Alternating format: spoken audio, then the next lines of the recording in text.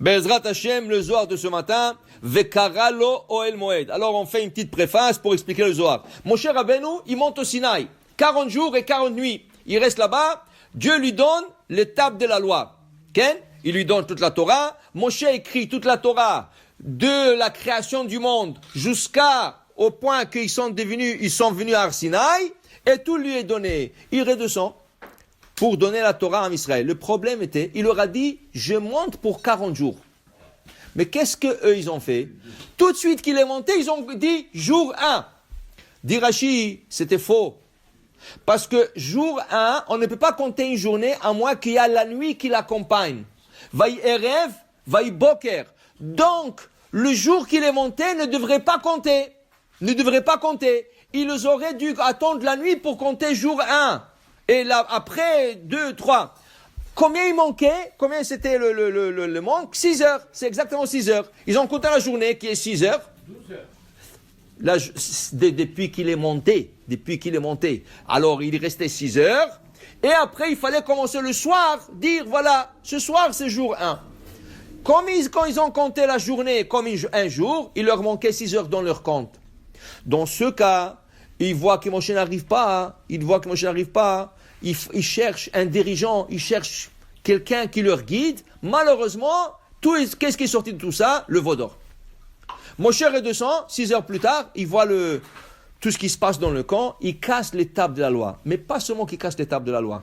Il punit les gens, tous ceux qui ont adoré le veau d'or, et il se retire du camp. Qu'est-ce qu'il fait? Sa tente, le Ohel, la tente de Moshe Rabbeinu, le Ohel, qui était à côté de l'Arche Sainte, parce que les Lévis, ils ont campé autour de l'Arche Sainte. La tente de Moshe Rabbeinu, qui était juste à côté de l'Arche Sainte, il la prend, il la sort 12 km hors du camp. Il la sort du camp. Il a dit, moi, je ne reste pas dans une place où il y avait des fauteurs. Il est sorti du camp. Et Vekaralo, c'est ça le Zohar ce matin. Vekaralo, il a appelé la tente où il habitait, Oel Moed. Oel Moed. Tente d'assignation. Mazé Oel Moed. Dit le Zohar, Vechilo ava bekadmeta Oel Moed. Est-ce que ça s'appelait pas avant Oel Moed? C'est maintenant que ça s'appelle Oel Moed, ça s'appelait pas avant? Non. Bekadmita Oel. Au début, ça s'appelait une tente. Oel. Maintenant, Moshe l'appelle Oel Moed. Quelle est la signification? Rabbi Shimon Bar Yochai veut comprendre quelle était la signification de ce mot Moed. Il dit, Rabbi Lazar, son fils Rabbi Lazar de Rabbi Shimon Bar Yochai dit, la tave, ça signifie quelque chose de bien. Mais Rabbi Abba Amar le biche. Rabbi Abba, le élève de Rabbi Shimon Bar Yochai, dit non. Moed ne veut pas dire quelque chose de bien. Ça veut dire le contraire. Qu'est-ce que veut dire ça? Rabbi Lazar Amar le tav. Rabbi Lazar, il dit c'est du bien. Ma c'est Moed. Qu'est-ce que c'est Moed? Une fête. Comment on appelle nos fêtes? Moed. Alors il dit ici, comme la fête, c'est Chedva, c'est la joie. Ainsi, Moshe Rabbeinu est content que lo shalta bab gimuta, qu'il n'était pas, lui, affecté par le bgam, par le défaut du veau d'or. Alors il était content. Il s'est retiré, il a dit, Baruch Hashem, que j'étais pas là-bas. Alors il est content, il appelle Oel Moed. Moed, milachon, fête. La fête. Une bonne chose. Et Rabbi Abba Amar, Rabbi Abba, non. Il dit, qu'est-ce que c'est Moed? Qu'est-ce que c'est Moed? Il emmène un verset, Rabbi Abba, il emmène un verset dans Job, le Eyov. C'est écrit là-bas, ou bet Moed lechol chai, ashta ityaev bezimna vechaim kitsuvim le'alma. Hier, on a expliqué que quand ils étaient devant le Sinaï, ils sont retournés au stade de Adam avant la faute.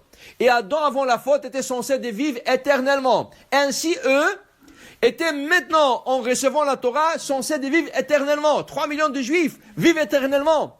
Maintenant, qu'est-ce qui arrive? Ashta, maintenant, Dieu leur a dit non, on va limiter ça. Comment on appelle la limite de la vie de l'homme? Moed. Comme dit Job dans son livre, ou bet Moed lechol chai, tout être vivant a une finalité, a un quota, une limite pour sa vie. Ça veut dire que c'est mauvais. Si Moshe l'appelle Oel Moed, ça veut dire qu'il leur dit, vous êtes limité dans votre vie.